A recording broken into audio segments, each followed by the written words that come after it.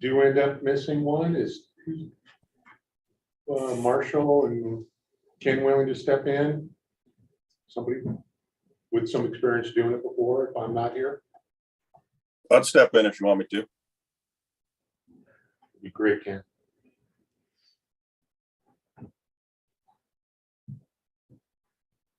I move that we nominate Ken for our co-chair. Second. Second.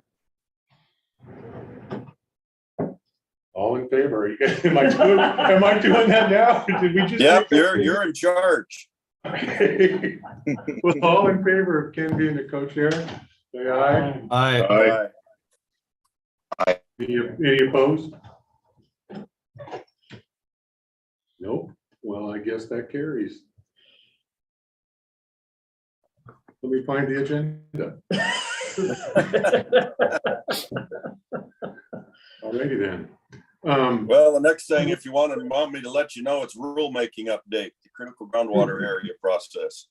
Yep. So we're on to item E, which is Kelly. Hey, good morning. I'm going to talk to you guys today about our Division 10 update for the rules. Let me go ahead and share my screen. Tim will also be helping me out from time to time during the presentation too. So give me one sec as I deal with technology. Okay. All right. Everyone see my screen? Got it. All right. Yep. Excellent. Okay. All right. So we are going to talk today about our ongoing effort to update the Division 10 critical groundwater area declaration rules. I've been here about 6 months, and on the day one of the job, they're like, "You're doing Division 10." So I got the easiest rules, luckily.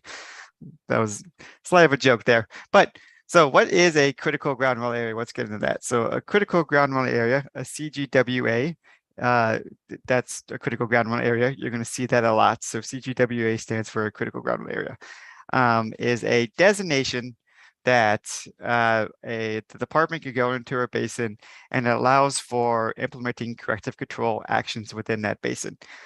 So these are authorized by the statutes on screen here, ORS 537.730 to 742. And essentially what those statutes say is that there are certain conditions that we can prove that are happening within the basin. So that could be things like excessive groundwater decline, or a pattern of substantial well interference is one of them. There are other conditions. And if any one of those are met, we can go into the basin. We may go into the basin and start the critical groundwater declaration process. So it kind of basically, we go through a rule writing process, and once the rules are adopted, then it is a critical groundwater area. And then from there, we can go into the basin via a contested case process and implement these corrective control actions. Is the general idea of what the rules are. Just kind of quick background of what that means. So a quick background. So in 1959, we established our first critical groundwater area. Then between 59 to 1991, we established 6 critical groundwater areas. And so in 1991, those statutes that I mentioned before, 537.730 to 742, they were updated. So that's largely why we are doing these rules today, because our rules are out of statute, out of date, and we need to be brought more in line to the statute. I kind of stepped on Tim's toes there because he's going to tell you why we need the rules, but that is one reason. So Tim, go ahead. Thanks, Kelly. So reasons we need to update these rules are, first of all, like Kelly said, that the statutes were updated, and since then there hasn't been a rulemaking process to update our organ administrative rules related to these statutes. So first and foremost, we need to make sure that our rules are in alignment with the statute and can be effectively used. The next piece is, as with all rules, we want to make sure we're clarifying statutory terms and processes, and we believe it's important, based on those statute changes, to update our processes and our terms to make sure that we're properly clarifying the statutes and can use them effectively to actually declare critical groundwater areas, and then to implement those corrective control actions when necessary. And then the last thing is this these rules are going to provide us with a framework for how the department goes about the process of designating a critical groundwater area. So by doing this rulemaking process and updating the rules, it really gives us the framework that we're going to use in order to follow this process. So here we've got a map of the current groundwater restricted areas. On this map, you'll see that red are current critical groundwater areas. These are the ones that were established prior to 1991. We have some classified groundwater restricted areas. So there'd be like limited groundwater areas. And then there's the one big area in the upper Deschutes that is a groundwater mitigation area. And as you can see, we've got the Greater Harney Valley there listed as a classified area. And we really believe that as conditions continue to change in Oregon, and as we continue to gather more information and data around the status of groundwater throughout the state, that we're going to need these rules in order to declare critical groundwater areas and protect groundwater throughout the state. And so on the next slide, the last piece is that the Harney Basin Division 512 rulemaking is going to be the first rulemaking that will use this Division 10 process that we're currently working on adopting.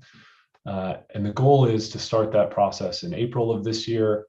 So we'll hopefully start the Harney Basin Rulemaking Advisory Committee process in April, and then hopefully we'll adopt those Division 10 rules shortly thereafter. And then the Harney process will follow the updated Division 10 rulemaking process, and we'll be able to move forward towards declaring a critical groundwater area in the Harney Basin. All right, thank you, Tim. And we'll be talking about that a little later, the 512 rules a little later in the agenda. Okay, so let's just quickly talk about the timeline now. So what is our goals? When are we planning on getting these adopted? Where are we in the rule writing process? So right now, we're currently in the Rules Advisory Committee process. We started at December 2022. Our fourth RAC would be next week, March 2nd. And then from there, in April and May, we're going to start the public comment period. And hopefully at late May, not hopefully, so late May, the public comment period will end. And we're going to prepare our staff report to the Water Resources Commission. And then in June 15th or 16th, we're hoping to get adoption of the rules by the Water Resource Commission. So like I said before, we are currently in the Rules Advisory Committee, the RAC process right now. Then from there, just to reiterate, that we'll be going into the Notice of Proposed Rulemaking, which kicks off the official rulemaking process. And then once that happens, we go into public comment period. We're aiming for about a 50-day public comment period, so ending in late May. And then in June 15th or 16th, we go to the Water Resource Commission and we get adoption is the timeline. But what I've learned that's the projected timeline now. It could change. Things change quickly. So, but that's where we are still really trying to stick towards that June 15th adoption, because we need it for 512. Okay, so just kind of give the timeline of the RAC. So we start our one December 5th, the first one. I'm going to put a little caveat on the first one there. The first one was actually back in 2021 in December with Breeze Porter, who left the department, and this process was put on hold for a year, and I took that up. So I guess we can say that was the second one. First one led by Kelly. And then January 10th was our second meeting. Last week we had our third RAC, February 16th, and then we'll have our fourth RAC, March 2nd. The RAC members, we have a very substantial RAC consisting of 33 people from across Oregon. So these include city planners, special districts, domestic well users, environmentalists, we have farmers, we have non-governmental organizations and interests, and as well as tribes from across the state as in our RAC, informing how our rules are written and giving us some pretty excellent comments and having really great conversations. Okay, let's go ahead and get into the proposed rules. So what exactly are in these rules? So as Tim said, starting at the upper left box here of repeal old rules. So as Tim said, the statutes were updated in 1991. Our current rules are out of line with statutes. So we are repealing those old rules and we're implementing these new rules, which contain definitions that we use within the rules, as well as the required critical groundwater area criteria laid out in the statute, and then also additional requirements laid out by statute within the rules that must be in there. Then we have a local government coordination piece, as well as a consultation with tribes within the basin, federally recognized tribes. And then from there, we have the corrective control notification process. So this is after we have adopted the rules and we have a critical groundwater area declaration, we can go and start a contested case via corrective control notification process. And then once we get into that contested case and we get to the administrative law judge, then we get into the specific corrective control orders within the basin. What these rules will not do, right? So when we adopt these rules June 15th, it's not going to be establishing a new critical groundwater area basin or sub-basin. It is not going to be limiting any groundwater appropriation, and it will not be implementing corrective control provisions, right? So I really want to reiterate this. This is just simply the framework that the department needs to follow to establish a critical groundwater area. It's administrative roles, right? So it's not going to be creating a basin or a sub-basin. It's not going to be limiting any groundwater appropriation, and it will not be implementing any corrective control provisions. Again, it's just the administrative framework that the department needs to follow for a declaration. So just quickly giving you kind of an overview. We have 14 different rules within the proposed draft language. I would say about half of them are related to the rule writing process. Right, so again, we need to go into a basin.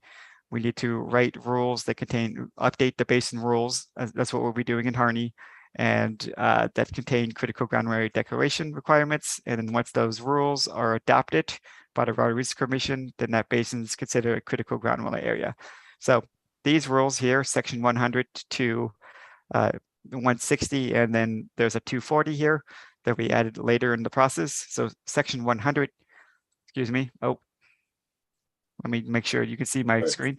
So section 100 is the purpose. It just kind of lays out what these rules are. Then we have our definitions. 120 and 130 are all the requirements laid out by the statute that must be written within the rules. 140 is our land use planning coordination with affected local governments. This is just us making sure that we are in line with the, Tim, help me with the word. It's the state agency coordination Thank you. requirements. Thank you. It's always at the tip of my tongue, but I can never say it. Thank you. Okay, then this section 150 is the consultation with the federally recognized tribes. So that's any tribes within the basin or any tribes that are interested in the rule writing. We will consult with them. And then 160 is just what we need to do for the filing, who we need to notify, when do we need to do public hearing, that sort of information. And then 240 is procedures for any existing critical groundwater area, what we need to do to update the rules and maybe update curtailment as well. So the next set of rules are the contested case process, right? So this is when we actually can go through the contested case process and order curtailment. So section 170 is our initial notification of proposed corrective action. So that's just a document that basically a heads up document to all the groundwater users within the basin and exempt well users saying, hey, we are going to start a contested case process in orders.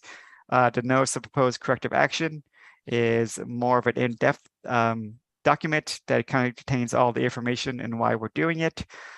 There we go into request for hearing, petitions for party status, and then section 200 lays out the scope of the test case hearing. 210 is the conduct of the test case.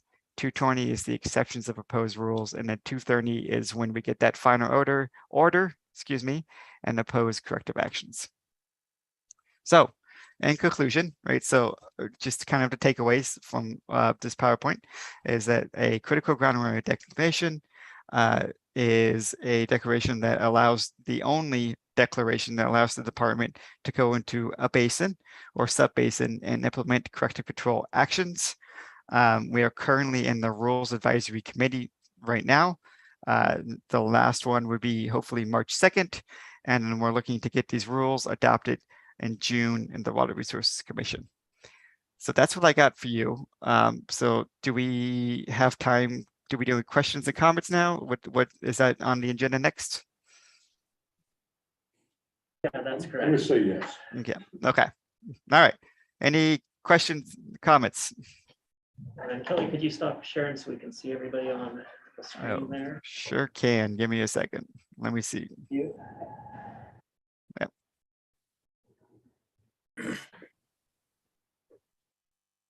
I have a couple questions. Yep. Go ahead. Okay, Yeah. are there, you guys characterize this as sort of a housekeeping sort of a thing, to make the rules square with the statutes. Are there any changes in the criteria that allow the initiation of a critical groundwater area? Or is that pretty much what it's always been? When you say criteria, just like a pattern of substantial. Yeah, right. I Yeah, mean, yeah. yeah. No, so the criteria has not changed, right? So we're just following what's laid out in that statute in the 1991. Okay. So, yeah. Okay. Well, I guess my question is, did the old rules have a different criteria than the new rules, or did the statute actually change the criteria? Or am I getting too far down into the weeds for? No, it is my understanding that the statute changed the criteria. Okay. Yeah. Were there any changes in the sort of corrective actions? I mean, they're sort of logical, the throttle back pumping, I guess, in one way or another to mitigate problems. But is there any sort of noteworthy changes in sort of the menu of things that are at the agency's disposal that are defined as corrective actions, or is it pretty much the same as the old process? Not to my knowledge, but my knowledge is 6 months old. So maybe Okay, yeah, Justin, you can want to These may be maybe say Justin it. questions, actually. Yeah, I that's a don't know. Justin. Yeah. Honestly, Marshall, I am not engaged enough with this process to know all the details from 1991. I mean, that statute's Okay. been there for quite some time, since before I was out of high school, and that's just what I've always known. My understanding is that after the Butter Creek specifically, but also the Stage Gulch critical groundwater area designations, and seeing that process go through, that's when the legislature updated these rules. And what all the details are, I couldn't tell you specifically. Okay, well, that was it. I guess my main thing was I just wondered from the perspective of a water user, sort of the front facing part of this, is it going to be fairly transparent because a lot of these are internal things, or is it going to be a whole new experience? Not that, in fairness, nobody has any experience with this stuff because it's been, 30 years since it ever happened, but I actually think I worked for the department before 91, so I remember it was a big deal, the critical groundwater areas. Yeah, so one thing I'd say from the rulemaking perspective, currently there are only 5 sections of rule in Division 10. And as you saw in the presentation, there's going to be significantly more than that now. Right. So the rules are actually going to be much more robust and clarify the process more fully. And I can't really speak because I haven't dug into the history of the statute. So I can't really answer your question about how did the statute change from pre-91 to post-91.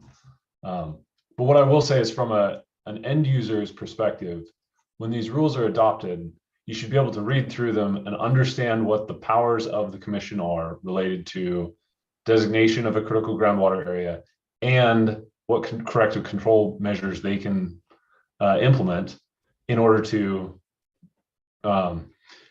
try to resolve whatever the reason was for the critical groundwater area designation. And it should be much clearer to everyone what the department's role is, what the commission's role is, and then, you know, what the expected outcome is. So, Good. Thank you. yep. Question just to follow on really with what Marshall was asking. So I noted that there was a segment in there that considered changes to existing critical groundwater areas. But the answer to Marshall's question is there a change in criteria or is there a change in corrective action from aligning to the statute? The answer was no. So really it would just be more, well, let me phrase it as a question. Are you anticipating any substantive changes other than text in the rule on the existing critical groundwater areas? So the that section of the rules is dictating how the department and the commission can move forward with updating currently existing critical groundwater areas. So that won't actually affect any of the current critical groundwater areas in any way. It doesn't change their current rules. It doesn't change allocations, etc. But what it does is allows us a framework by which we could go back and update those.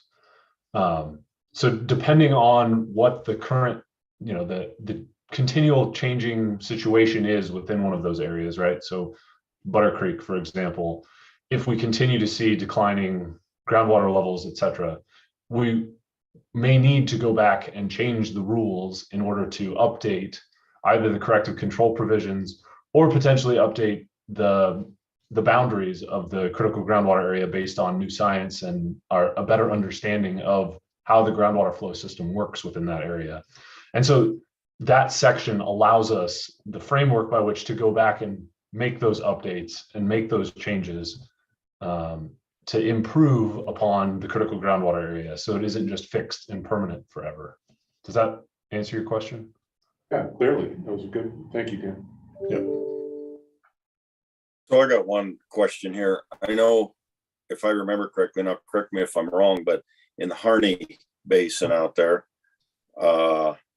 Ken's previous person on this committee, Mark Owens, was telling us that there's a local committee that they formed out there that was trying to help with this process. Are you guys still working with that committee? And is this going to be something that in critical groundwater areas that you come up with here in the future, you're going to work with local committees and this kind of stuff?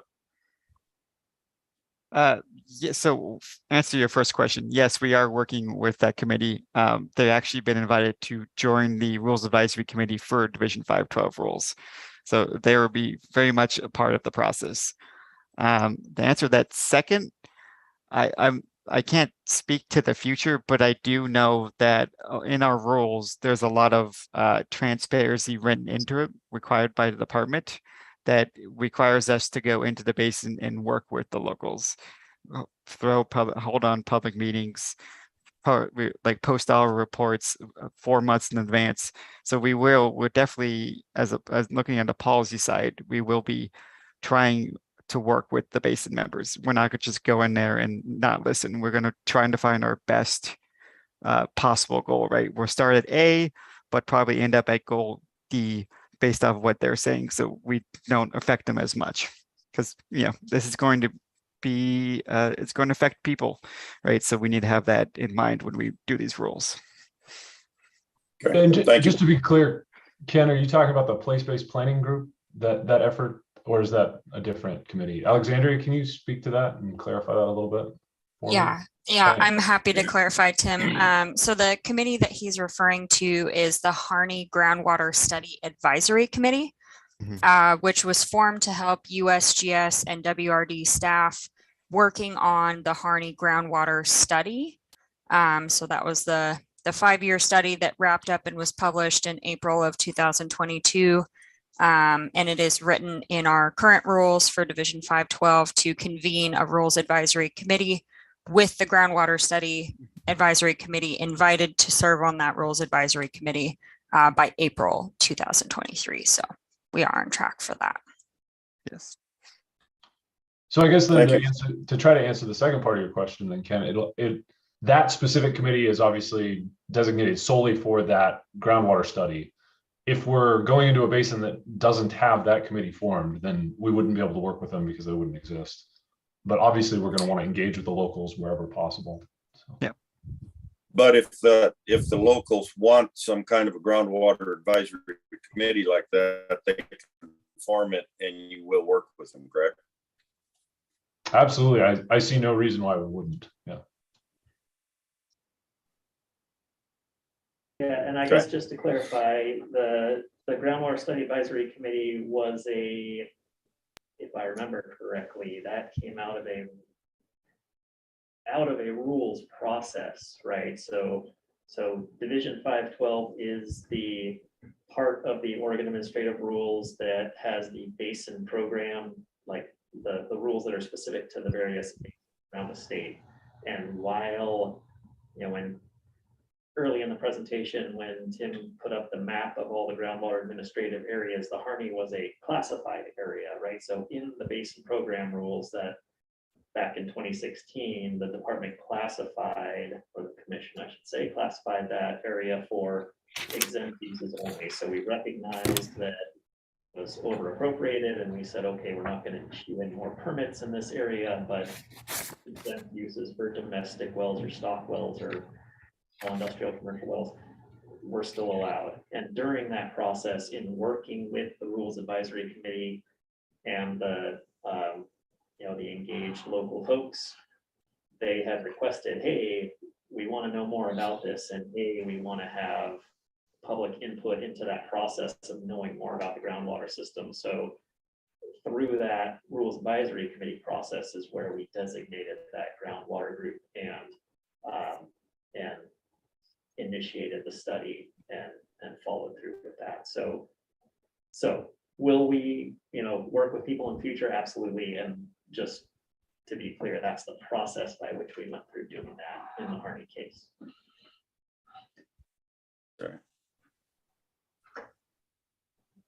Well, that was a good discussion. Is there any follow-up there? All right, we're still a little bit ahead of schedule, so we have plenty of time for that. And that takes us to item F, rulemaking update with respect to well construction with Chris Bird and Laura Hart. Great.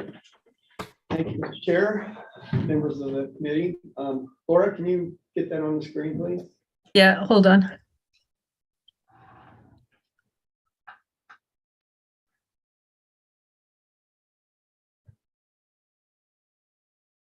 Let's see. I'm working on it. Hold on.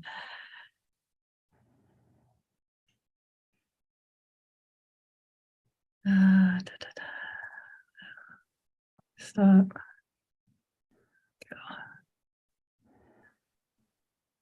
Okay, does that look right on your end there? Yep, looks good. Okay. Great.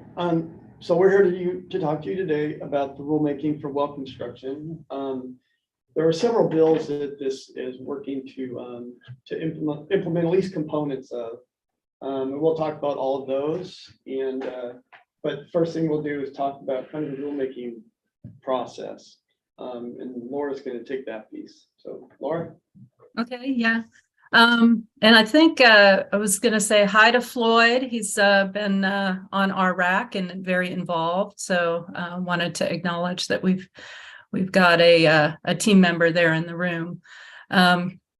So the purpose of the well construction rulemaking, there got several things we need to take care of with this rulemaking. First, we've got some pieces of legislation that we need to implement, and we'll go into more details about these, but House Bill 2145 that I think you all know as the well construction modernization or program reform bill. House Bill 3030, Senate Bill 688, which is a statewide piece of legislation that deals with offering a temporary license pathway for spouses of members of the armed forces. And then House Bill 4061, which is the water hauling bill, but for our purposes, there's one provision in there about the timeline for issuing a notice of violation upon becoming aware of the violation, I guess. And that's the only piece of that bill that we need to implement with this rulemaking. Then some other things we need to take care of here is we're looking to align penalties for minor violations and major violations across divisions. There's some disparity in there, and so we're taking this opportunity to line things up. And we also need to restore a rule that was deleted. My understanding is there was clerical error several years ago, and so this is just a rule that we're just putting back verbatim, essentially. And then just some basic housekeeping issues, spelling, grammar.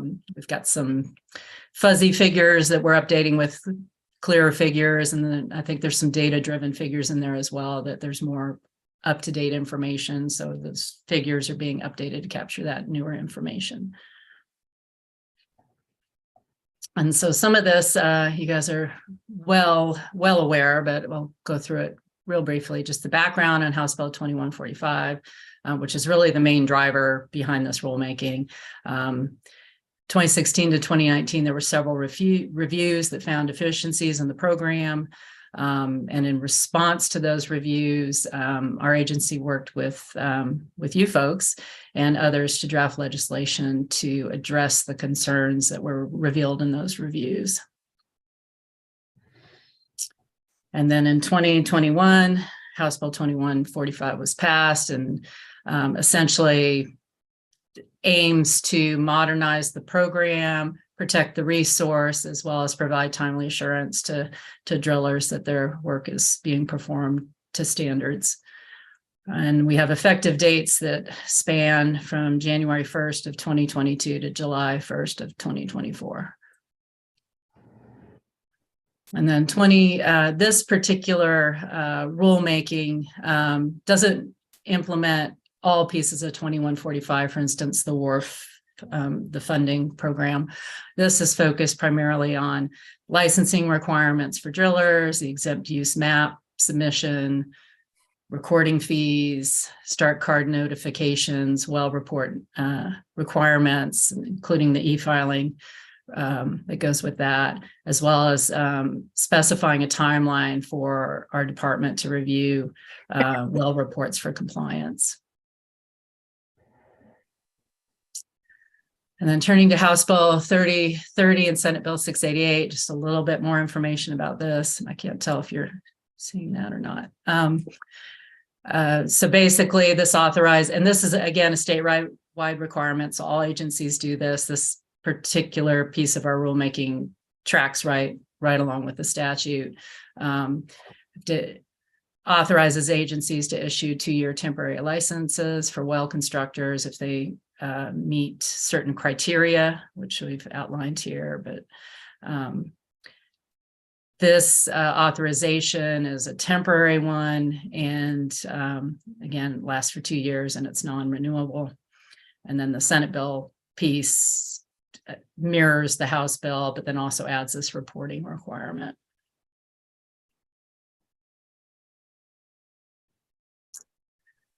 And then House Bill 4061, and this, I think this is a picture from one of our RAC meetings, looks like it. This piece extends the time period for issuing that notice of violation after becoming aware of it from 5 calendar days to 10 business days.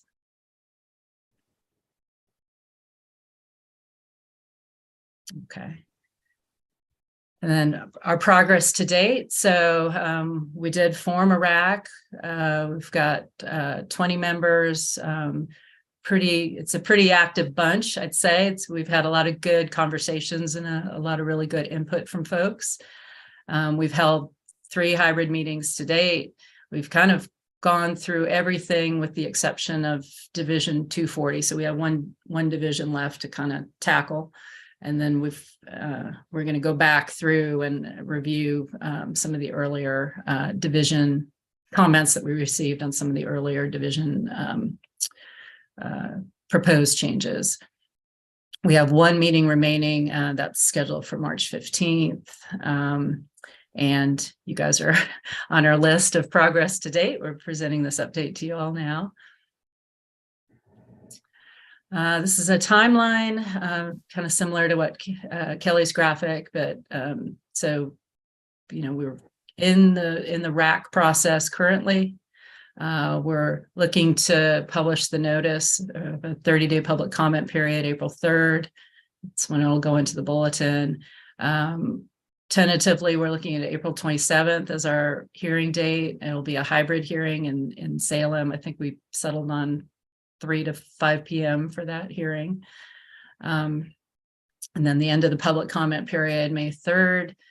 Spend the month of May going through all the input we've received to date. And I think in that period, we're supposed to come back to you all and present again, I think, and collect feedback. I think Justin's going to talk about that in a bit. And the idea is to bring the package to the commission for that June 15th, 16th meeting and make our July 1st, 2023 effective date deadline that's outlined in the bill. And I think, yeah, okay. So that's kind of it for the overview. And then Chris is going to talk a little bit more about the specifics of what we're doing in each of the divisions. All right, so part of the provision in House Bill, well, first, this is just kind of an overview, I guess, of the proposed rulemaking. Licensing, Star Card Wall Report changes, exempt use recording, civil penalties, notice violation timelines, and housekeeping. And that's just encompassing information from all the bills, right? And 3 bills into one. Go ahead. So 2145 adds a welding proficiency requirement for active for drillers that want to become licensed in the state.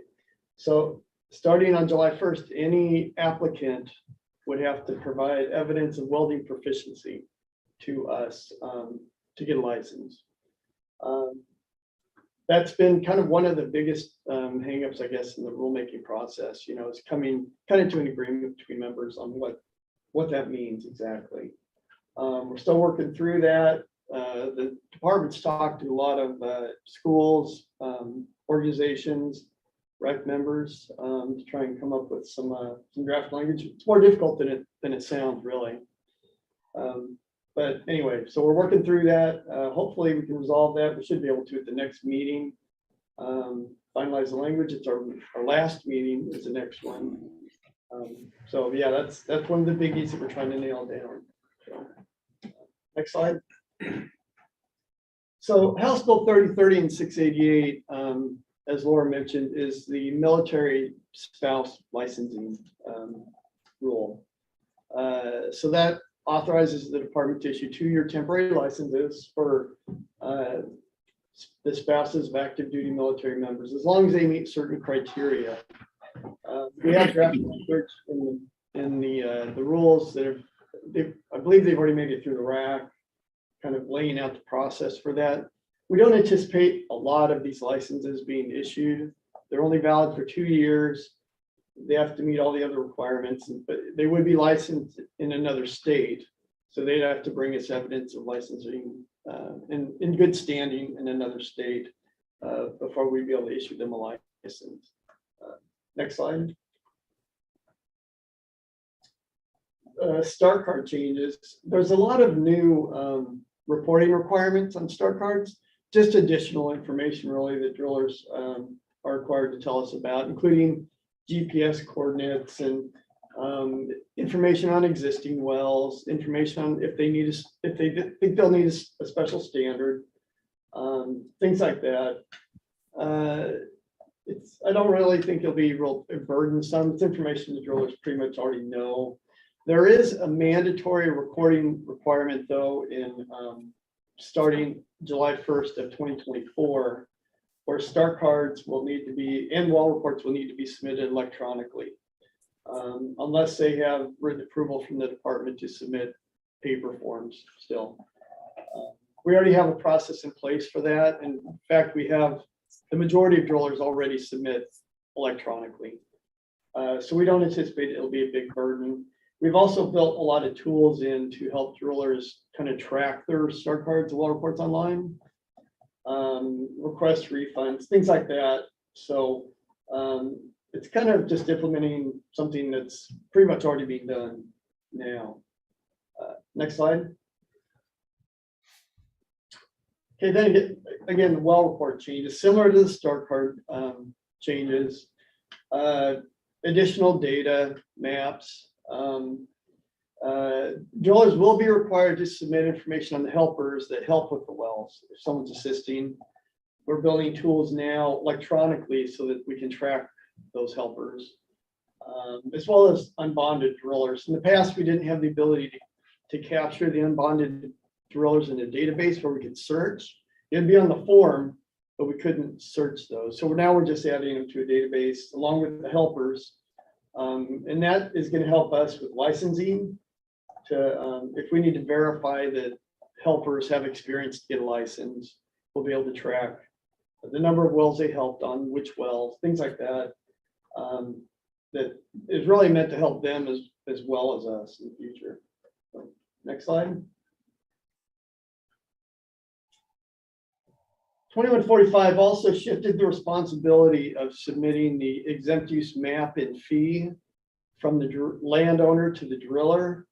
And that actually is in effect now. That it went into effect January 2022 or 2020, yeah, 2023, excuse me, or no, 2022, sorry. And so that's been in place now for quite a while. That's just putting these requirements into rule. Landowners that drill their own wells still have to submit the map and fee themselves. But if the driller is drilling a well for them, then they need to pay the map and fee at the time that they submit the well report. And that's working really well. We made a lot of tools, electronic tools that are trying to make it easier for drillers. And we in the beginning it was a little. We did have a few problems with the process, but just it was more of a training. I think some training we had to do with drilling community to get everyone kind of up to speed on how it was working. So, next slide. Civil penalties are also addressed in House Bill 2145 because since drillers are now responsible for the map and fee, there's also language in the rule or in the statute that gives the authority to enforce on drillers that don't pay the fee or submit the map. So we added that requirement to Division 225, but we also had to add it to Division 260, which is for landowners who don't submit the map and fee. They also will have the enforcement ability to go after them if necessary. But what we found when we were adding these to the rules is that the civil penalty amounts did not align between Division 260 and Division 225 and 240. The violation was higher in Division 260 against landowners than it was against drillers. So we're not raising any civil penalties. We're just making them comparable. So now the penalties for a minor violation or major violation in Division 260 rules, which are against landowners, are going to be the same as they are for drillers in Division 225 and 240. We're just trying to make parity there. And the amounts in 225 and 240 hadn't changed since 1986. So it's been quite a while. Next slide. Along with these changes, we're addressing the civil penalty or the notice violation timeframe. So if the department discovers a violation, for instance, against a landowner who's drilling their own well, who maybe abandons their own well without a license or without a landowner permit, we have the ability to start the enforcement process. This only affects Division 260. So it's only for landowners. This doesn't affect drillers, but it gives the department more time to get a notice out to these folks that they've had a violation from 5 calendar days to 10 business days. This is already in statute, but we're just aligning the rules to match statute. So there's nothing new here. We're just an alignment thing, and it just gives us more time to actually meet our requirements. Next slide. And then there's other housekeeping needs. We had to add that rule back in that Laura was talking about in Division 215, which is just addressing measuring tubes for certain wells. It was just inadvertently deleted back in 2016. There's also spelling, grammar, and clarity fixes to make the rules easier to read, more clear to the drilling community, and to clean up. We also cleaned up some figures that were in the rules that are not, they're really poor quality. So we're taking the opportunity, since we're in there, to go ahead and fix those. Next slide. Laura, what's yours? Okay. And this is duplicate kind of the timeline you saw earlier, but our next steps, again, we've got our final, we hope, we think, RAC meeting scheduled for March 15th, hybrid. Y'all are welcome to join us. It'll be 1 to 4 p.m. in Rogue, as well as available on Zoom. Publishing our notice of public hearing and 30-day comment period starting April 3rd, convene that public hearing, get the proposed rules to the commission, hit that effective date of July 1, 2023, and then continue to build on our communication and outreach to make sure the industry knows what's coming. And then we plan on bringing these back to GWAC during the public comment period for your comments. We'll get more specific with the rules. We can show you what we ended up with, so we can get your comments during the public comment period, so that if there's any more changes we need, we can make them. So, any questions on these? I have a question. This is Trent.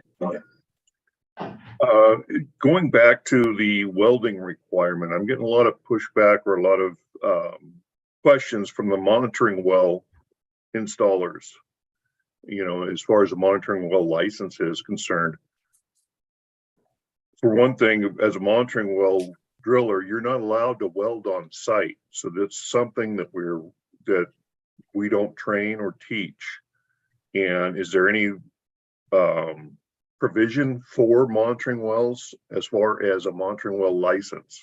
It's already difficult enough to get the license as it is, and then having another welding requirement, we're losing a lot of people as it is, and this is becoming a real bone of contention just because we're just not allowed to weld. Everything has to be threaded. Yeah, I mean, that's a good question. That was brought up at our last meeting, actually. One problem with that is that we have one license, right? With endorsements. So you get a water supply well license, and then whatever endorsement you get, either monitoring well or water well, is the kind of wells you can drill. So, and the welding requirement goes with us issuing a license. We're gonna talk about that at our next meeting. I don't know yet exactly what we can do with that, if anything. Yeah, I mean, since it goes specifically to the license itself, which is, you know, the main water supply well constructor's license. Well, that brings up one question though. When we send guys down to get licensed for a monitoring well, they don't get a water well license, they get a monitoring well license. So so they're not allowed to abandon or do anything with water wells. But so I'm a little confused on that. So it's what they get is it's a water supply well constructor's license with a monitoring well endorsement, right? If you read the definitions, it's addressed in the definitions of how we did that. Yeah, so I mean, I don't know how we're going to handle that. We're going to look at that and see if there's any way we could do something maybe different for monitoring wells. But since it's on the main license itself, which is a water supply well construction license, I don't know what we can do. So Okay, fair enough. there'll be more to come on that. Yeah, we understand the concern there, though, monitoring well drillers. So, Chris, if I can just clarify, is the issue in the statute that the statute says license and the rules are there's one license with endorsements? Yeah, the statute says there's one license and the rules break up the endorsements. So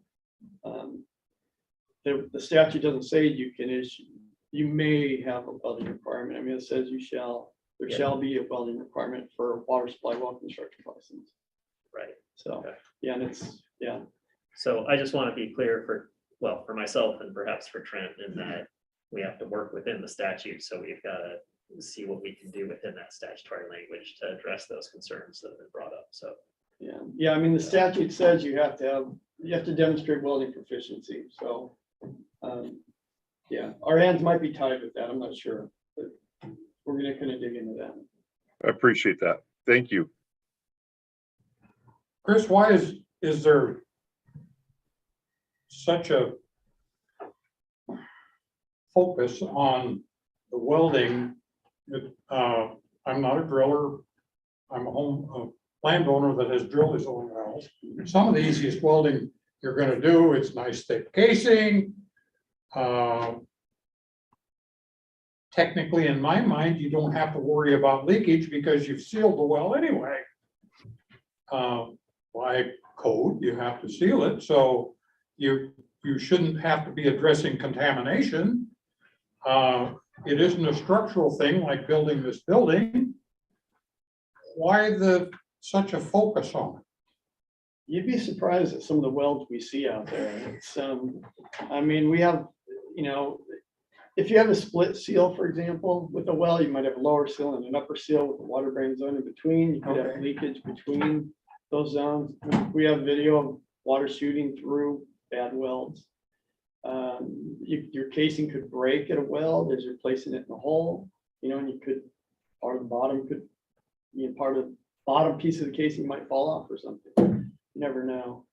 I mean, there's just a lot of issues really with the welding requirement. At land surface, if it's above land surface, you have a bad weld, you could be a conduit for contamination, or you could have leakage. It's an artesian well.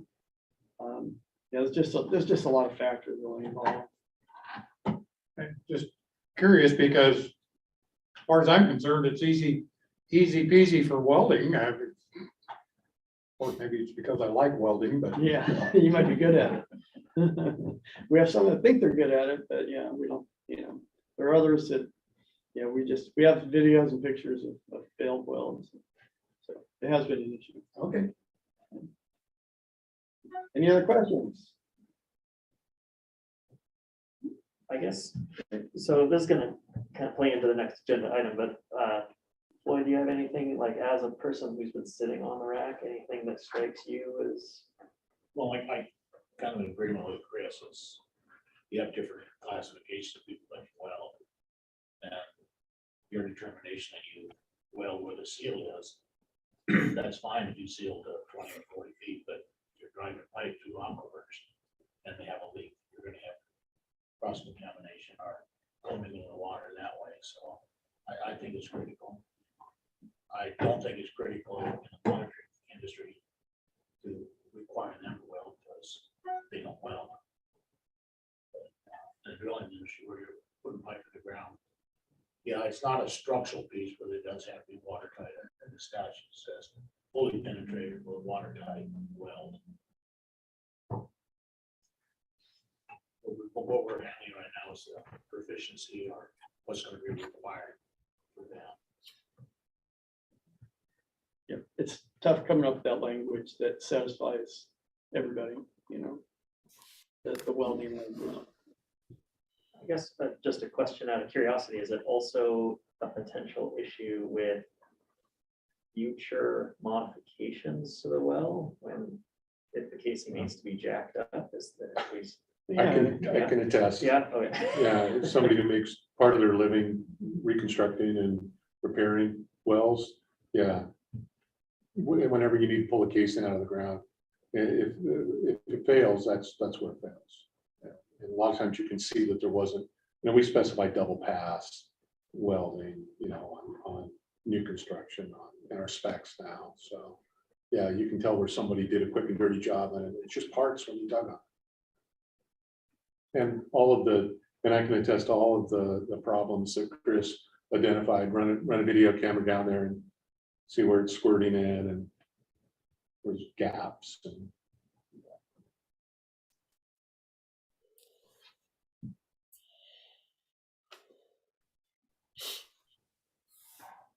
if there's no more discussion on item F with that rulemaking, we'll move on to G. And that's, again, rulemaking previews about the groundwater allocation process, Harney Basin program with Justin, Laura, and Kelly. All right, so no PowerPoint for this one, just want to have a discussion, and as we're talking, I realize as the person that drafts up the agenda, perhaps some of this I should have said way up front just to set the stage. So I guess I did mention it in a email back at the end of our last meeting in November that there's a lot of rulemaking going on right now, and I had attached a document that gave all the rulemakings that we had either going or planned, and at least 4 of them, there was a column, Groundwater Advisory Committee input, identified or requested, and a bunch of check marks going down that list. So certainly these 2 that we just heard about that are active, the Division 10 rules that again are the process by which we look at critical areas or designate critical areas going forward. And the several divisions that Chris just talked about with well construction, those are things where we'd be looking to have input from the committee, right? So the overarching purpose and statute of the committee is to advise the commission on all matters relating to rules and other things for the development, securing, use, and protection of groundwater. So this is something where where we're seeking input from the committee folks. And with this meeting, we just want to give you an overview of everything that's out there. And so I'll talk about 2 upcoming things that I think that have been teased in the past, but I'll just talk about those. And then I want to spend most of the time on this agenda item talking about how to engage with the committee and how the committee wants to engage. What's the best process for doing that so that we get your expertise as well, both providing input to how the rule language looks, as well as a recommendation or not, or however you want to phrase it, to the commission when they start to look at approving rules, right? And they see the final drafted language to have the committee's input on that available to them. So real quick, and then we'll talk about all 4. I just want to chat real quick about 2 rules that are rulemaking processes that are going to start in April in a couple months. First of all is Division 512. We mentioned that before. That is the basin program rules for the Harney Basin. Been working out there for 6-7 years now, and certainly have had lots of presentations to this group or iterations of this group in the past about what we've been learning and why, and now we've come to we have a greater understanding of how the hydrogeologic system works, and there's certainly some areas that are water levels are dropping, and it's just not, it's excessively declining by rule definition. It meets the criteria for designation of critical area. We both want to, we've been working with the community out there for years. They're interested in a voluntary agreement that would control in lieu of formal orders of the commission. So we have been and will continue to work with the community on a voluntary agreement process. And as a backstop, we want to go forward with the critical area process for a couple of reasons. First, that forces drawing of boundaries around areas where we think corrective controls are needed, so that folks in the Harney Basin know, all right, here's the line where we're going through a process to designate a critical area and curtail by priority date so that they know who needs to come together and make a voluntary agreement.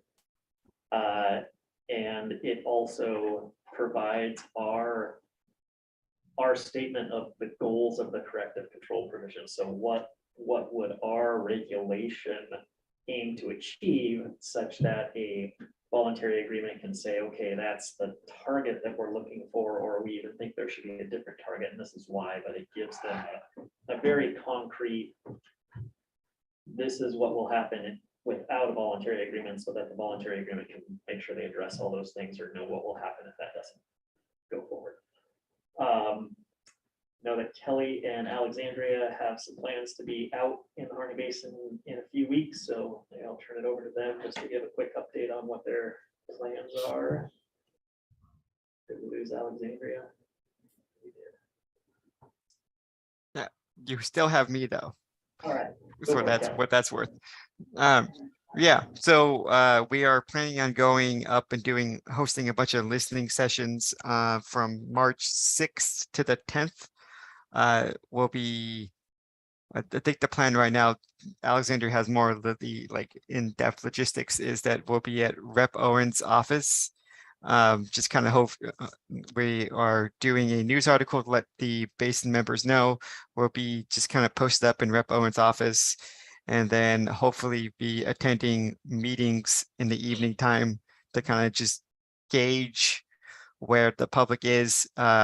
Our primary goal for these listening sessions is to get RAC members, so people from the public, to be interested in joining the RAC, so they can help us with the rule writing process, and then also just give them just a general overview of what it is that we're talking about. So that's the goal of those listening sessions. So as Alexandria noted earlier, and I'm sorry, I just realized that I remember that she had a 10 o'clock meeting, and it's obviously after 10, so that's where she's at. She had mentioned earlier that we will be holding our first RAC meeting in April. So right now we're in the process of building the RAC.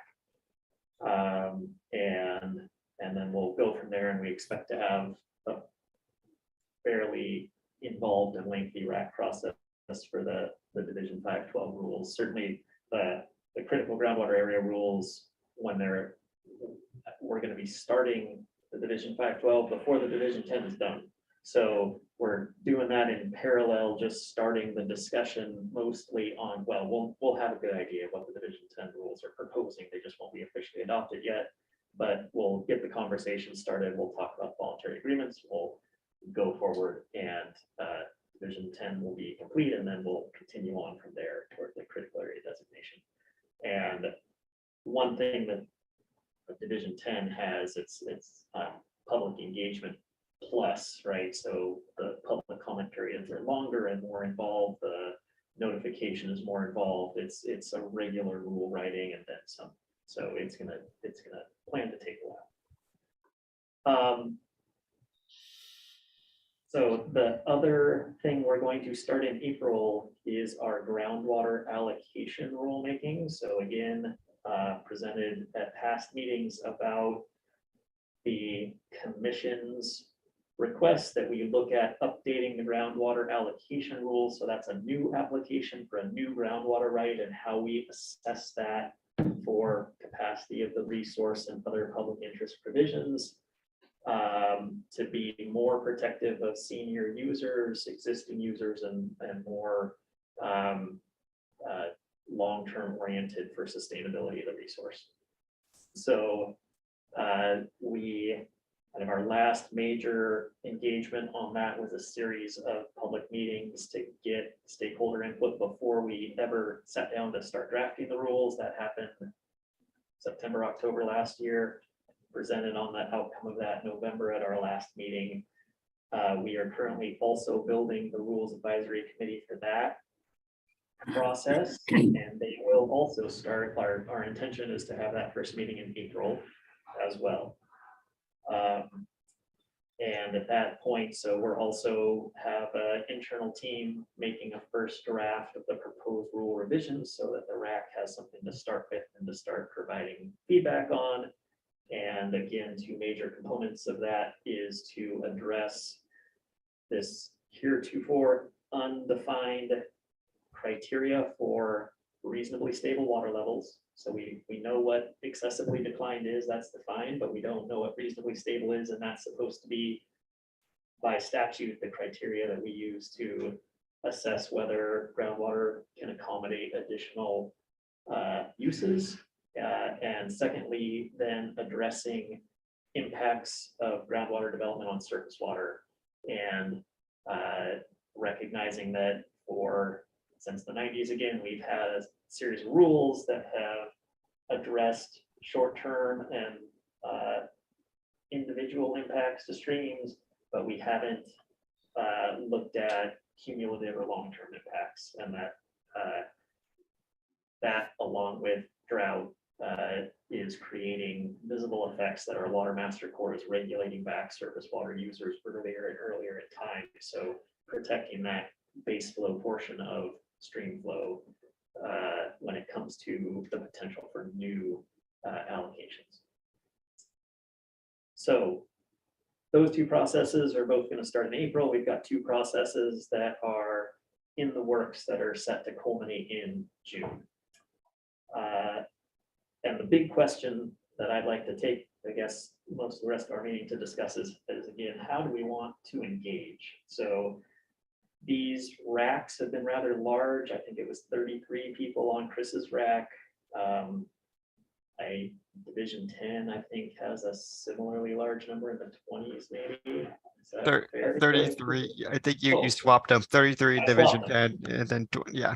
Thank you. Okay, so 20, 30 members.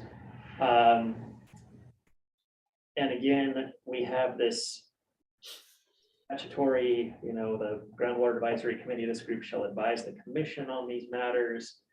How we do that isn't specified anywhere, so that's up to us. So historically, what we've done is we've had, at meetings like this, we've brought up the rules, or we've had discussions and talked about what the rules did, and the committee has made a motion to draft up a support or a support with a potential change or what have you. We've drafted that up on the screen in real time, and then folks have said, yep, I support that statement, and we've taken that statement and put it into the staff report for the commission, put it into the presentation. So that's how we've done it in the past.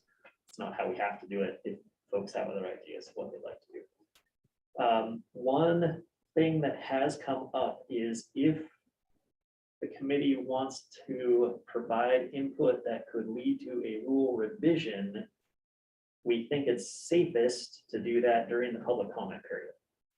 So again, the reason that we have these meetings the week of the commission meeting is because I always try and put anything groundwater related on the commission meeting on our agenda for the Tuesday before, so that the committee has a chance to weigh in on anything that's going to go before the commission. And I've got 2 days to put it into the presentation, and at the very least, like, it won't be in the written materials, but it'll be in the presentation, and I can get that across.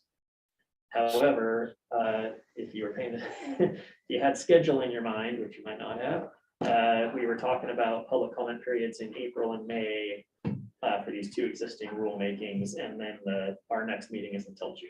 So if, and I'm assuming that we will want to have the ability to actually go through not just a high level overview of what these rules are, but here's the rule changes so that the committee can weigh in. And I propose that we're going to need an additional meeting scheduled to do that. So I want to make sure that that's, at the least, that's what the committee would like to do. And then I'll add one other thought that I have, which is, again, we're building the racks for these future rulemakings. And in the past and right now, we've got Floyd on the well construction rules. I think it would be, I don't know if I'm proposing or just providing an idea. I think it'd be great to have a groundwater advisory committee meeting or member on the rack as kind of a liaison of the group to those rack processes. And that way, perhaps not everybody on the committee needs to be down in all the nitty gritty details, but Floyd, who's been through 3 racks so far, and I'll go to another one, can be the committee's kind of voice and bring back in ears, I guess, and bring back might be specifically important here. So that might be a model, and we're certainly happy to hear if folks are interested in the Division 512 for the Harney or the groundwater allocation as a whole rack process to get your interest and consider you for inclusion on the rack. I have a question on that concept. Yeah. Like, for instance, having a committee member involved and then in a conduit back to the advisory committee here. What's the process for that? Does that need to be a formal meeting, or could it be something as simple as an email to GWAC or? That's a good question. From a public meeting perspective, I think that for the group to come to consensus and adopt some statement for the commission, I think that has to be an open public meeting. Sure. But information, I think, can be forwarded to the email list, right? You could reply all to the emails that I sent out to the group and get that information out ahead of the meeting, so it's something for you to consider, right? Mm-hmm. before we meet. Whether or not that gets posted, I'm not sure. But anyway, I can I'll figure out if anything else has to happen for that. Okay.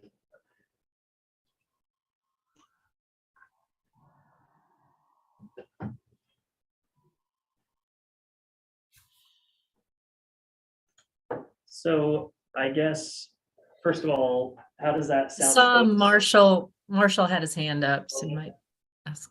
Yeah, try to keep up, Justin.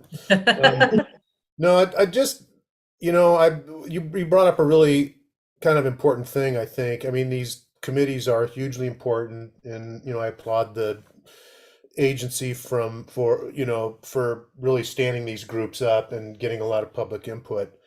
But oftentimes, I think the water well rulemaking committee is really lucky to have Floyd on it, but that, not all the committees may have the exact expertise from this group.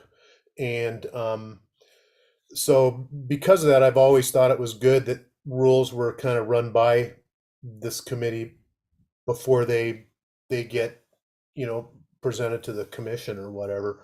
And the thing that I think makes this group a little bit different than, a little bit unique maybe, is that, presumably everybody here is a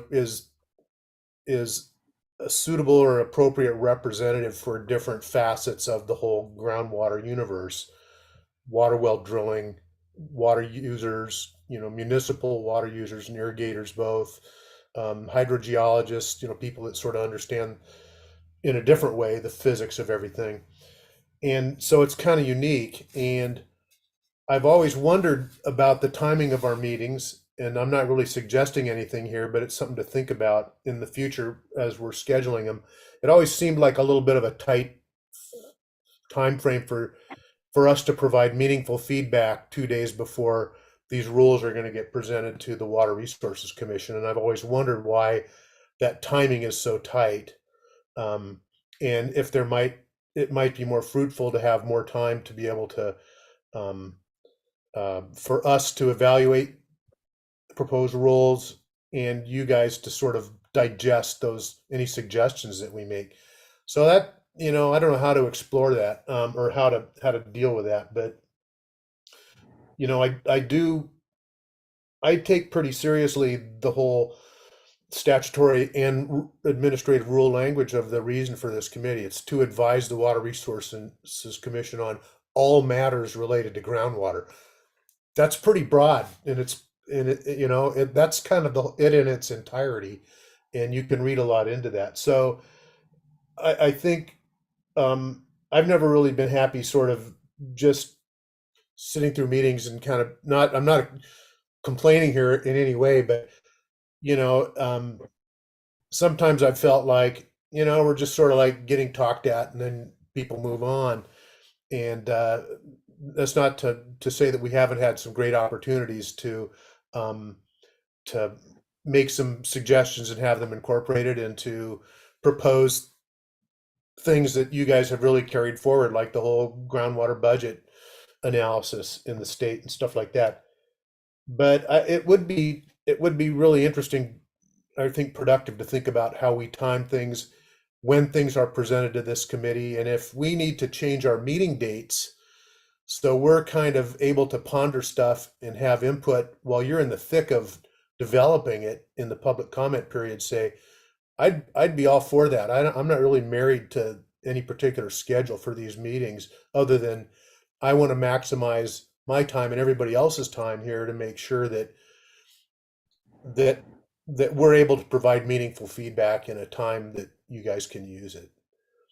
It's a long-winded comment, but I hope it kind of, you understood what I'm trying to say. I think we're a unique group, and I think we might be able to do a better job of scheduling when we're brought into a lot of these processes, and to ensure we can respond in a time frame that can be meaningfully processed by you guys as you move forward. I agree with Marshall on that, that if we need to have these meetings a little sooner than a couple of days before the commission meeting, I think we should, just for that reason. So I agree with Marshall on that. I second those thoughts.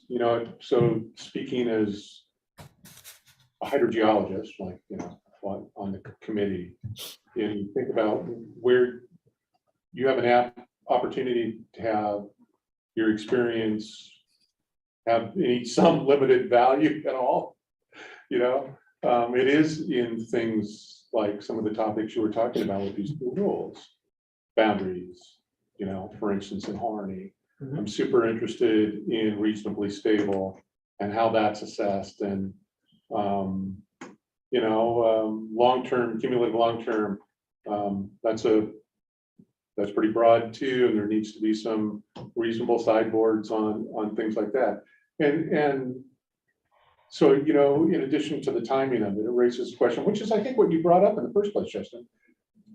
If there's value from the committee in having these different fields of expertise, available to you, where and when does that get plugged in? And if the first opportunity we have to have thoughts about reasonably stable is 2 days before, then basically your experience, all it does is allow you to understand what it is you're telling. Sure. us. Yeah. That's it. And let me be absolutely clear on this. So I know that I mentioned reasonably stable in November, right?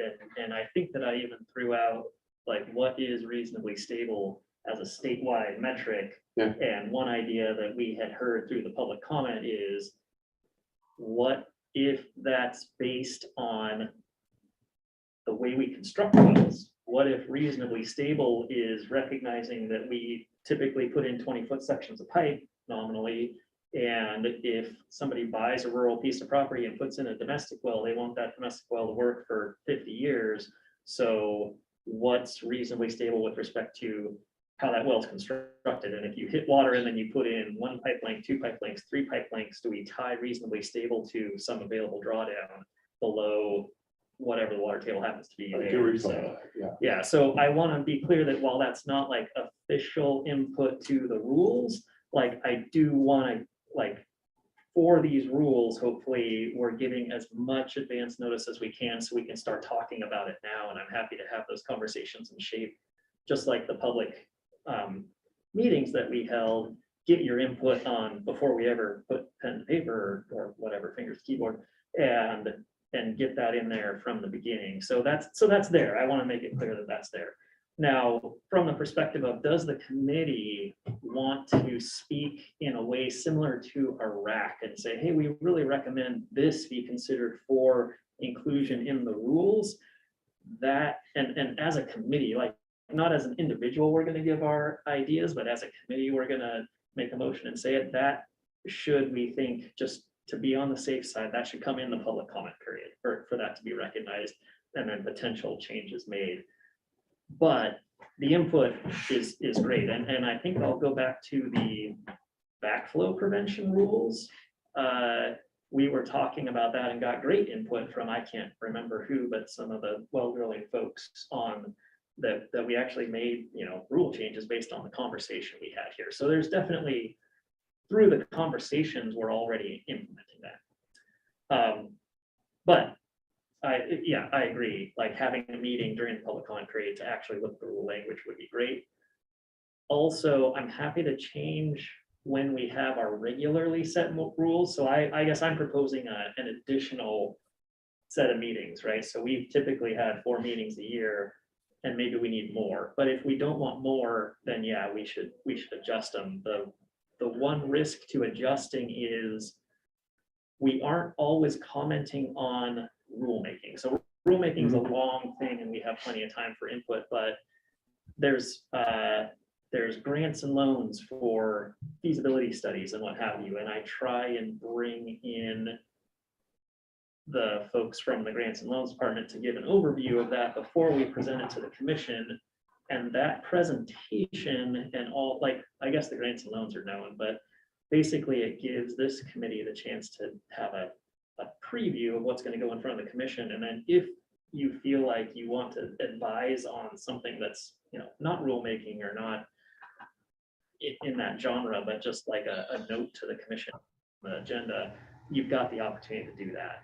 And so I agree that 2 days before is certainly not the time to bring for the first time anything to this group, but there are also those things that are not necessarily a long lead time pieces that might benefit from that. So just want to throw that out there as something to consider.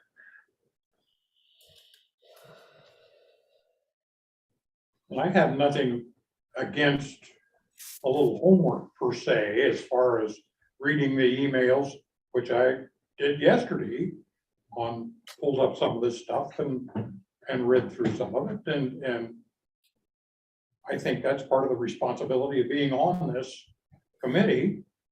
And so, yeah, I'm in favor of getting the information ahead of time, being able to suggest it a bit before we get to the meeting. Because just having it thrown at you and wanting an opinion then is asking quite a bit. So from an administrative perspective, you guys put a lot of effort into setting these meetings up and getting everybody together and these detailed presentations. So thinking about this schedule inversion that we have in April, May versus our June meeting, is an idea, is there any way to feed some of the information out of the rack to the committee and then sort of real time, just distribute the information and limit the discussion, again, the public meeting considerations? Do we need to meet, and does anybody have a significant issue or suggestion, or would like to have feedback rising to the level of, do we need a meeting before June? Do we have the ability to be that nimble, or is that a tough ask? I think we have that ability. I don't, we endeavor to give a 2-week public notice of these meetings, right? So maybe we wouldn't have one tomorrow, but certainly when's the next Division 10 rack, I think is early March, right? Then we could. March 2nd. March 2nd, and really after that, I suspect then any changes to the rules go up on the website. And yeah, so we generally try and post materials for the upcoming RAC meetings at least a week before, so online. And those materials include track changes, to the proposed rules, as well as the agenda. And the PowerPoint presentation that we share during the RAC meetings. So there's at least the opportunity to see what the RAC is going to discuss. And then, of course, the RAC meetings themselves are public, they're open to the public. So anybody's welcome to, check in and out of Zoom if you have, time to do that. So Yeah, I so think, from an information distribution standpoint, I don't think it's too much to ask for us to be able to send out the latest website update, right? Which is then going to have all the documents for the racks. That should be fairly straightforward. As to the when to schedule an additional meeting, I would assume that we cannot violate public meeting law by having everybody communicate directly with Justin if they feel they need a meeting. But, I'm not the expert on that.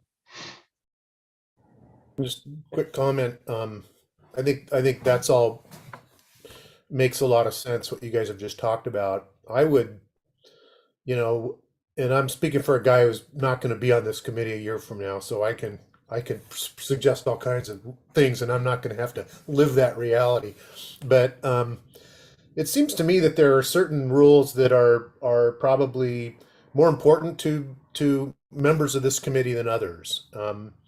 And I think the critical groundwater rules are important. I think the groundwater allocation rules are important. I think probably the well construction rules are important. And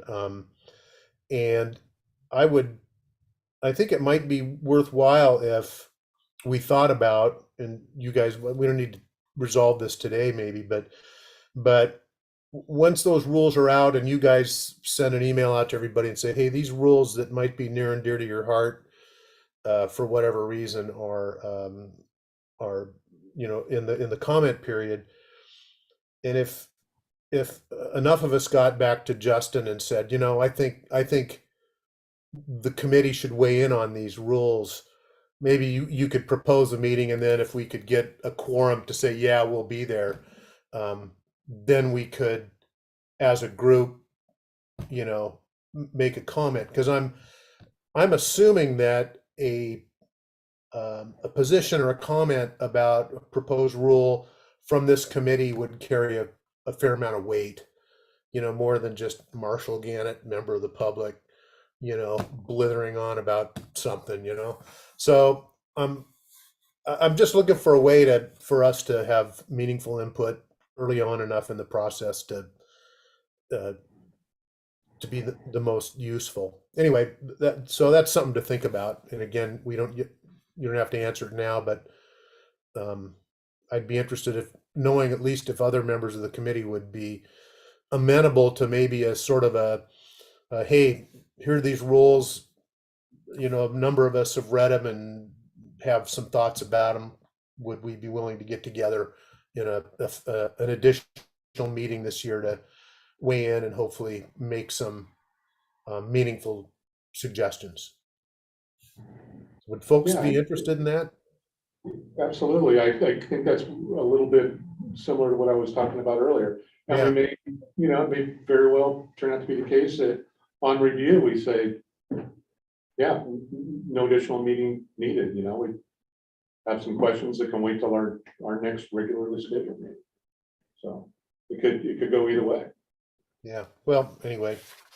Yeah, definitely, Marshall. I agree with all them comments. Yeah, additional meeting like that, I think where it comes from this GWAC committee, I think is way more meaningful than, like you said, just us individually. So I agree.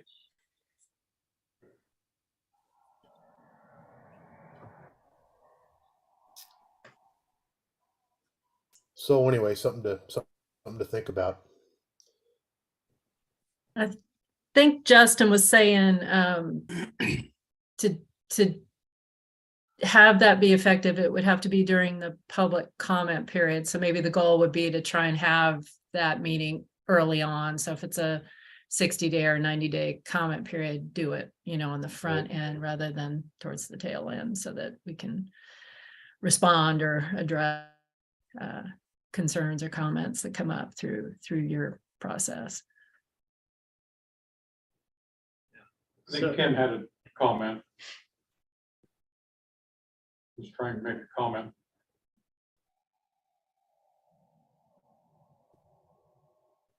Who was? Ken Vance.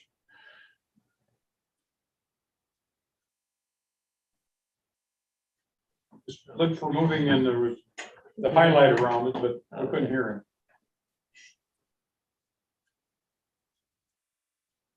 So would an action item out of that discussion be to sort of put a sort of a straw man, very rough schedule together about when some of those meetings are going to occur, when the public comment periods are, and when we might get some information distributed to look over?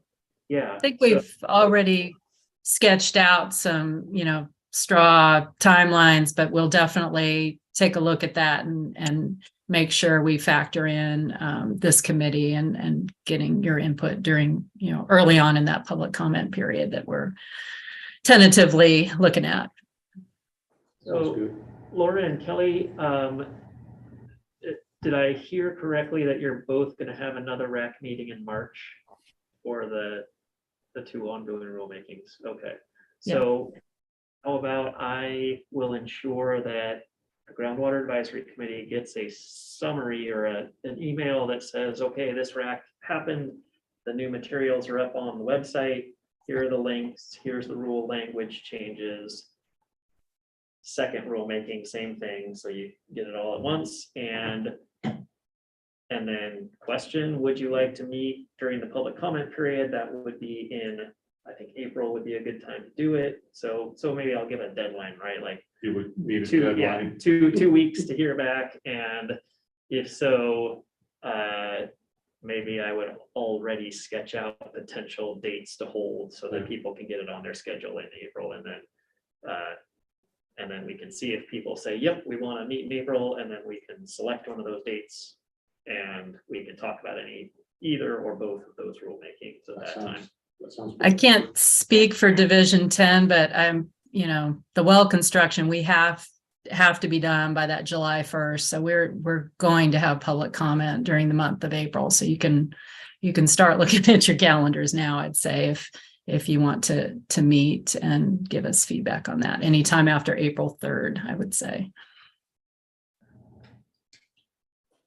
All right, so I will commit to doing that. And then maybe at the end of that meeting, we can see how it went. And if we like it, then the next one coming up will be the allocation rulemaking is scheduled for adoption in September. So then we could talk about between the June and the September meeting, that'll be the public comment period. We can see about doing the same thing or modifying what we do at that point. There. Okay. Like it. All right. So before I let this item go, is anybody especially interested in serving additionally on the allocation rack or the Harney Basin Division 512 rule rack? I am interested in the allocation rack, Justin. Okay. Ivan, I'd be interested in the one in Harney Basin. Basin, okay.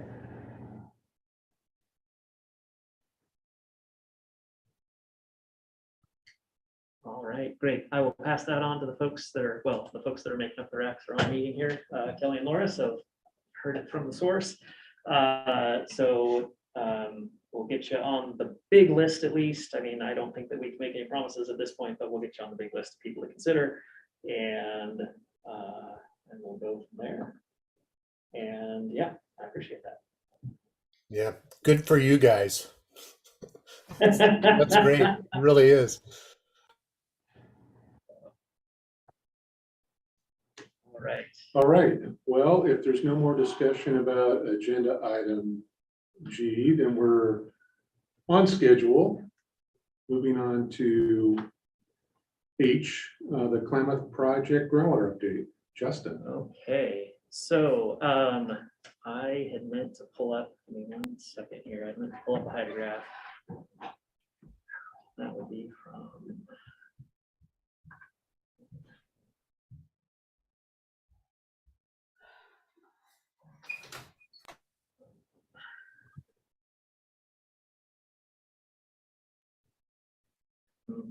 Well, I think I might have failed to pull it up in time, and I don't want to take too long to futz around here, so I'll just talk about it.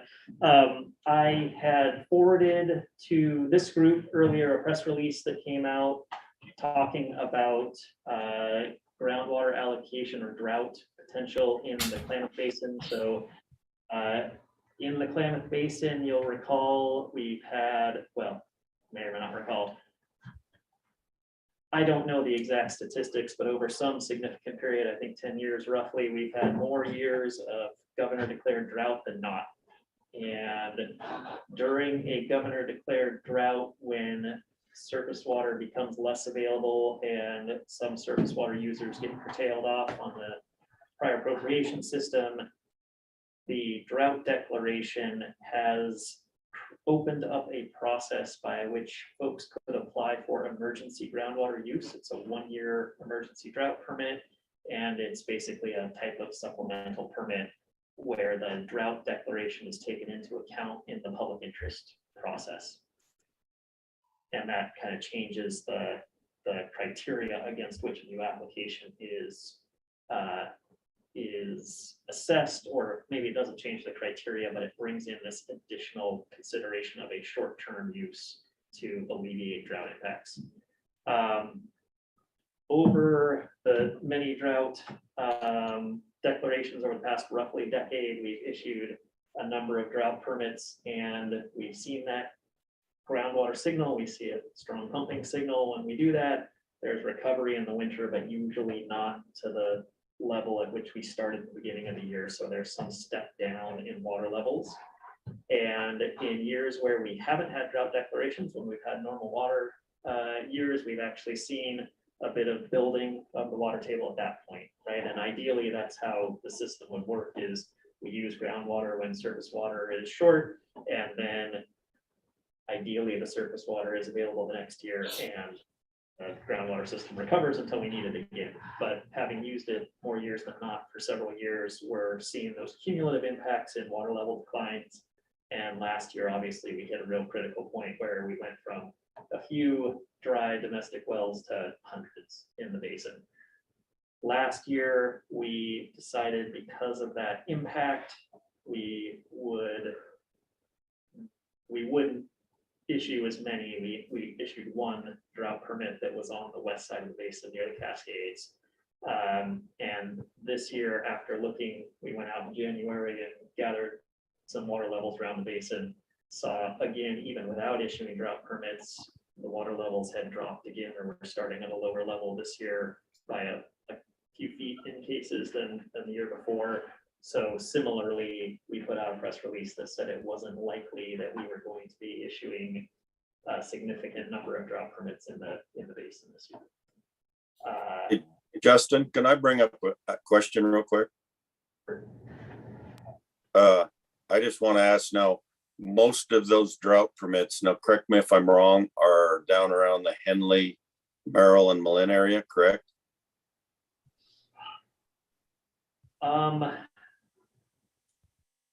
Most. So I don't know exactly, Ken, and I'm sorry, I'm not prepared with where historically. Historically, we issued on the order of 40 to 50 permits. There have been a good number of them in that Merrill Malin area, yes, in the Lost River. Yeah, well, I was pretty sure that's where most of them are at, and because I know our groundwater out here in the Bonanza Landra Valley area is right where it's always been. So I just want to bring that up. Yeah. Tim, please add. Did you have a number of which of the hydrographs you wanted to pull up? Because I've got all the ones that you had sent me a while back pulled up if you want me to share my screen. Oh, sure. Yeah, if you've got, if you were able to open up that, it's just a real rough deck of slides with the standard. We have a number of observation wells that we've been monitoring for decades. We put them in a report to the Bureau of Rec annually, and it's kind of our indicator set. So so basically this. Hang on, if you want the PowerPoint, give me just a second, I'll pull that up. And that's the PowerPoint's really only going to matter, Tim, if we've labeled the region, because unfortunately I'm not quick on the draw enough to turn a clam 53142 into this represents Maryland. Yeah, so 531, I've got 53142 is Klamath area north of Miller Hill. Okay. So that's where this is. And 10013 is near Midland. Okay. That's about 6 feet of decline year over year. Let me get this out of the way. 53755 is Pine Grove Irrigation District well. 12925 is in the Pine Grove area. It's an egg farm well. And then Pretty similar. Clam 10518 is 4 miles northwest of Merrill. Okay. And we've got 53043 is 1 mile east of Merrill. And then 52706 is 4 miles northwest of Malin. It's a Shasta View District well. And then 14829 is north of the Shasta View area. And this is a state observation well. And last but not least, 11254 is the Malin Cemetery well.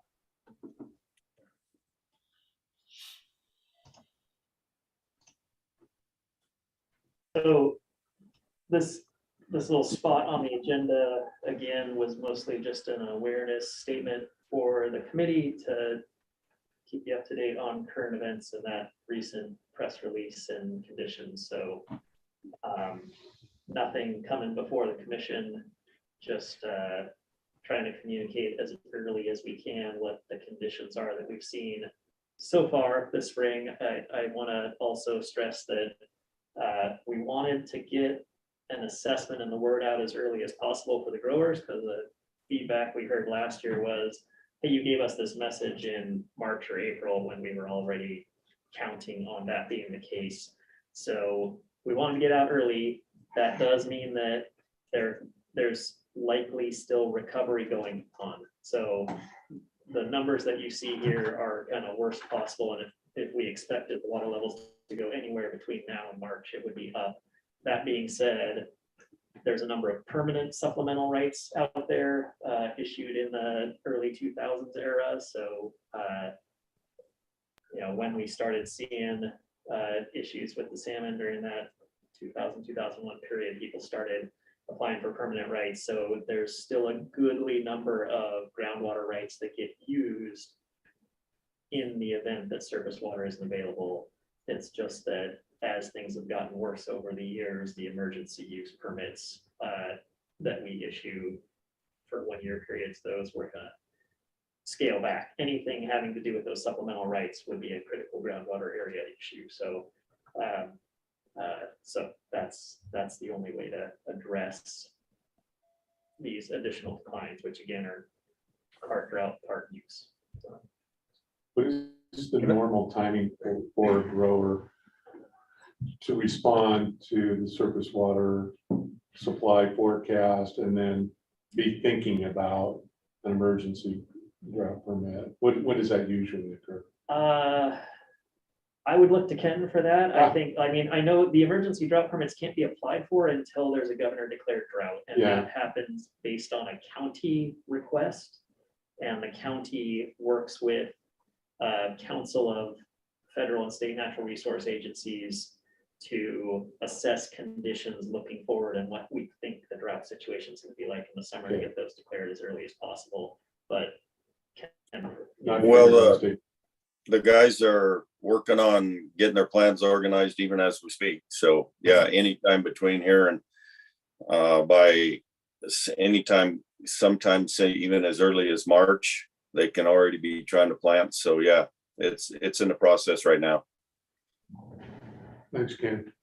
I believe the earliest we've seen a drought declaration is this year. Jefferson County already declared, and that was in like early January. And drought declarations, from my experience, have come in between February and about May generally. Yeah, I have just a comment and maybe a question, but I'll back up. It seems like NRCS forecasts are starting to firm up March, April, and that's a big part of, I would guess, where the growers are looking for some information about the water supply outlook. I just wanted to kind of second Ken's observation that I don't think of the Klamath Basin as one thing. I think of it as a whole bunch of different groundwater areas that sort of behave differently, and so that's just something to think about as you're communicating this stuff. And it makes sense that most of the drought permits are in the project area. All of the wells you showed are sort of in the Klamath Valley, the northern part of the Tule Lake Basin. I was looking, don't ask why, at a hydrograph from one of the California monitoring wells in Tule Lake, and it looked like all the ones you showed with that pretty big decline dropping off the last few years, but even more with greater magnitude. And I'm wondering, to what extent this is my question, and it's probably doesn't really affect your guys's path to move forward. How much of what we're seeing in the Klamath Valley is due to pumping in California? And are they throttling back pumping at all as part of the Sustainable Groundwater Management Act, or are they still going there, kind of guns a-blazing down there in terms of pumping groundwater? If it's okay, Justin, I'll answer that for you. And they are not. You just live down there. Well, they're not throttling back at all, because I'm also on the Tule Lake Groundwater Advisory Committee. Oh, cool. Okay. They are not throttling back at all. Matter of fact, I know there's works in and money being organized and put together right now for TID, which is the irrigation district, to actually drill 4 more irrigation wells. There was several more drilled last year, and big wells, and they're planning on irrigating, and at this point they're getting it organized. And I know this is not a surface water committee, but I keep bringing this up, and somehow if we can make sure TID gets their surface water, the groundwater, we can shut the groundwater off for 90% of it. There's a little bit about outside the irrigation district, but somehow we've got to start trying to get it figured out to get them guys their surface water, pure and simple. So to add to that, the Sustainable Groundwater Management Act doesn't require sustainable use of groundwater, for roughly 20 years out from 2014. So people are developing their plans, but my understanding is CDWR doesn't have any regulatory authority at this point. And even that said, the plan, as I read it, that Tule Lake Irrigation District put out, which they based on hydrographs from the beginning of Sustainable Groundwater Management Act, I think, to whenever they put out their plan, which was 2014 to, I don't know what time exactly, but it's a relatively short period of time. And looking at the hydrograph in isolation right there, their conclusion was that groundwater is being sustainably managed, and they're doing just fine. So we, Oregon Water Resources Department, wrote a letter to CDWR and talked about looking at longer periods of record and the connected groundwater system across state lines and other concerns we had with that. I believe, again, that their plan's in the adoption phase, or it's submitted to the state to review, so it's not accepted by the state yet, but we're keeping an eye on that, and we are doing our best with the resources we have, which are still strained at this point, to stay engaged with CDWR and that process as well, because that certainly affects folks on this side of the border. So we're putting effort into engaging with California as best we can on it. Now, when they'll actually have the authority to take action, that's still years out. So we're just getting started there. Yeah. Thank you.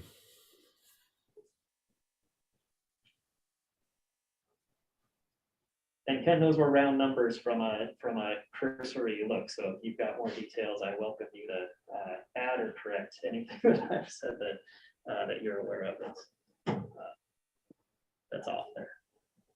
Okay, well, and I know, like I said, I know the numbers on the wells that we watch, and Horsefly Irrigation is watching. Of course, they're just out here in Bonanza. And so far out here in the Bonanza Lounge Valley area, we're doing fine. Our static levels are staying right there. Great. So is this on the commission, this issue? It's not, no, this is just a current event to keep the committee abreast in case something comes up in the future. So it's not the first time you've heard of it. So.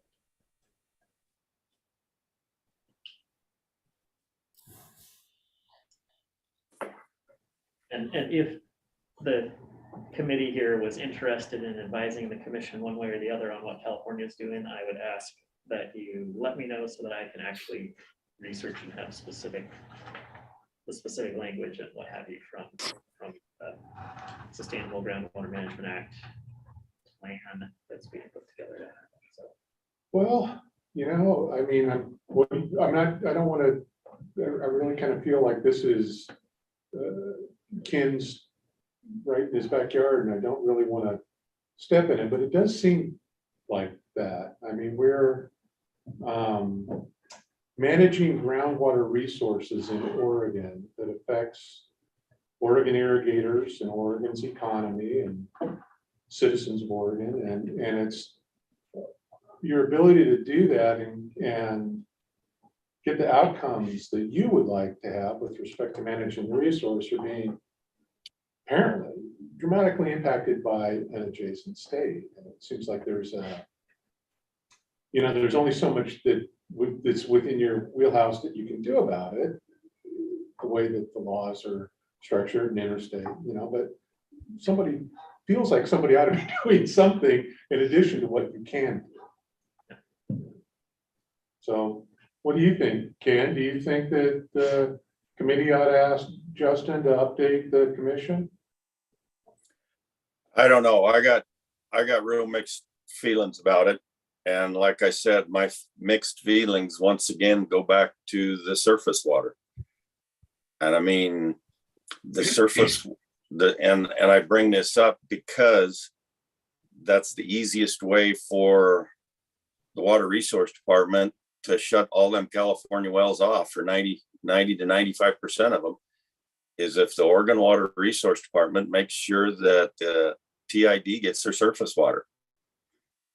And right now, I'm sorry, they're sending water down the Klamath River that before the project came in, never went down the Klamath River. The water stayed in this basin. And there's a lot of people do not realize that. And they think there's minimum in-stream flows that went out of this basin down to Klamath. And there wasn't. I mean, over the last at least 5 years, if the Keno Reef was still in place and upper and lower Klamath Lake was still in place, there wouldn't have been enough water went over the Keno Reef to fill a coffee cup in that last 5 years. And we're not following that right now. They're sending this water down the Klamath River, and it never went down the Klamath River before the project. The only water that went down the Klamath River out of this area was when there was high snowpack, and it went down between March and June. I mean, that's the easiest way to get it taken care of. Pure and simple.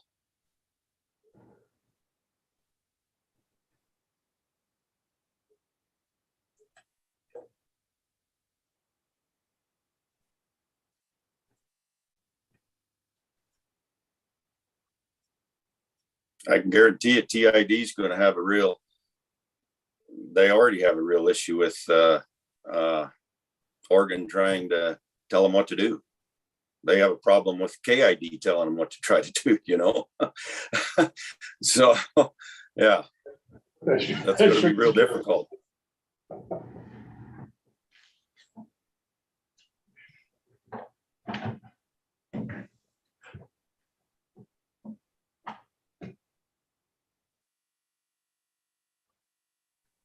Well, I'll defer to Ken. I mean, I still kind of feel like it should, I'm not sure, I'm unclear on, making a distinction about it being a groundwater issue versus a surface water issue. And of course, a lot of what Ken's describing are internal to California and how their water resources department is managing things. So all that said, which are complicated and confusing, the issue remains more wells going in, impacting water resources in Oregon. Big time. Not a good thing. Yep, and that's a perennial concern we hear wherever we have those cross-border issues. So here, Walla Walla Basin, certainly folks are concerned that management on both sides of the border is coordinated, I guess is the best way to say that. So, and we're a lot further ahead on coordinating with Washington than we are with California. So, Yeah. So, I mean, it seems like I don't see the downside in having the commission understand that there's a need to do that, need to pursue that. And maybe they already do.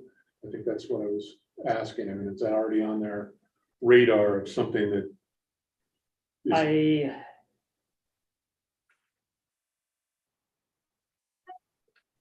I don't know, but there's nothing on the agenda for, what I do know is there's nothing on the agenda for this meeting that's coming up this week. Yeah. So how that plays out over time is something else. And that's, we don't necessarily, we don't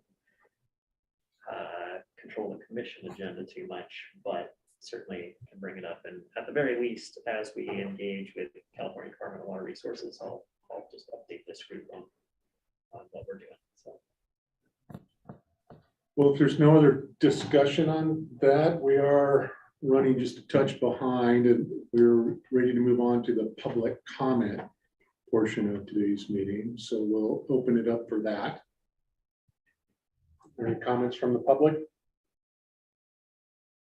Yeah, I don't see anybody online that's not committee or staff. I guess maybe a minute for anybody that might be watching on YouTube to join the meeting, but otherwise.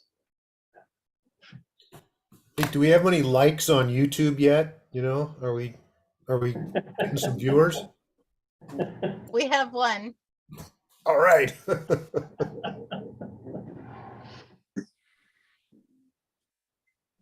Well, in the absence of public comment, I would ask one question of Laura.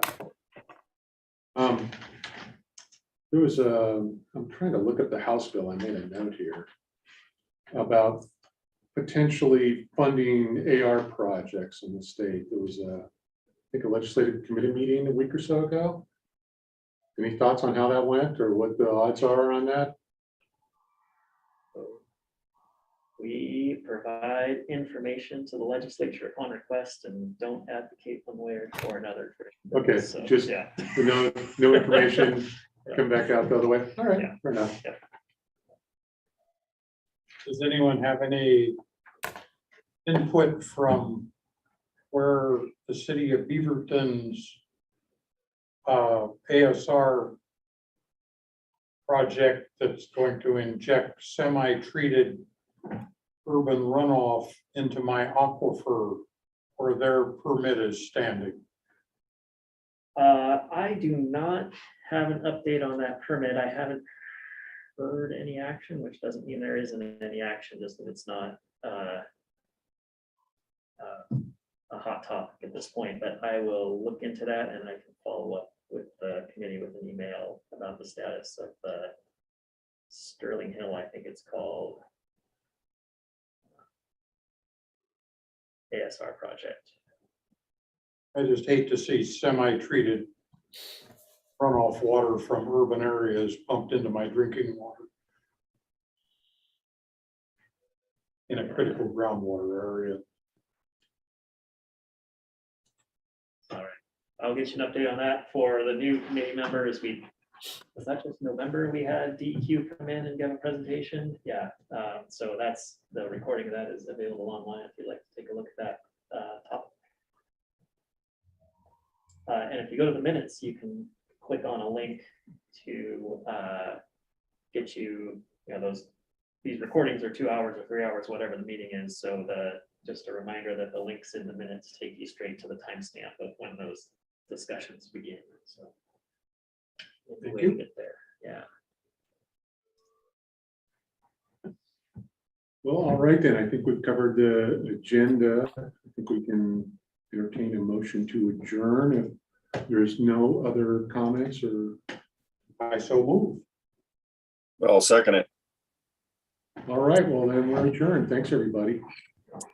Yeah, good Hi. seeing everybody. Well, Hi, this good is, seeing y'all.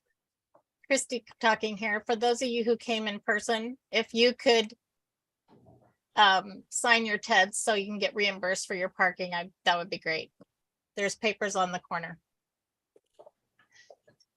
Right there on the back. Thanks, Christy. Thank you. All right.